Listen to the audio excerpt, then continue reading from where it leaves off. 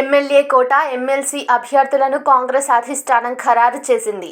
TPCC ప్రధాన కార్యదర్శి Addanki Dayakar, NSUI రాష్ట్ర అధ్యక్షుడు బల్మూరి వెంకట్ పేర్లను ఫైనల్ చేసినట్లు తెలుస్తోంది.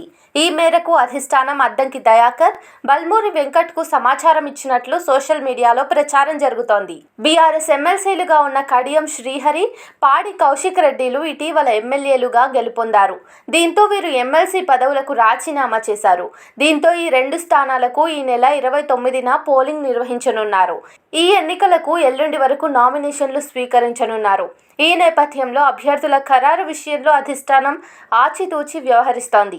ఈ క్రమంలో ఎమ్మెల్సీ అభ్యర్థులుగా టీజేఎస్ అధినేత కోదండరాం, షబ్బీర్ అలీ, ఫిరోజ్ ఖాన్, పటేల్ రమేష్ రెడ్డి, బలరాం నాయక్ వంటి నేతల పేర్లు వినిపించాయి. కానీ పార్టీ అవసరాలు, సామాజిక కోణం, పార్లమెంటు ఎన్నికల్లో వ్యూహం తదితర అంశాలను పరిగణలోకి తీసుకున్న అధిష్టానం గత ఎన్నికల్లో పార్టీ నిర్ణయం మేరకు టికెట్లు త్యాగం చేసిన అద్దంకి దయాకర్, బల్మూరి వెంకట్కు అవకాశం కల్పించినట్లు తెలుస్తోంది. పార్లమెంటు ఎన్నికలకు ముందు నామినేటెడ్ పోస్టుల వ్యవహారం కాంగ్రెస్లో చర్చనీయాంశంగా మారింది. అసెంబ్లీ ఎన్నికల్లో పార్టీ పెద్దల నిర్ణయాన్ని అంగీకరించిన వారికే ప్రయారిటీ ఇవ్వాలనే నిర్ణయంతో ఉన్నట్లు అర్థమవుతోంది. అయితే అభ్యర్థుల ఎంపికలో సీఎం రేవంత్ రెడ్డి మార్క్ కనిపిస్తోందని అద్దంకి దయాకర్, బల్మూరి వెంకట్ ఈ ఇద్దరు రేవంత్ వర్గంగా పార్టీలో టాక్ ఉంది.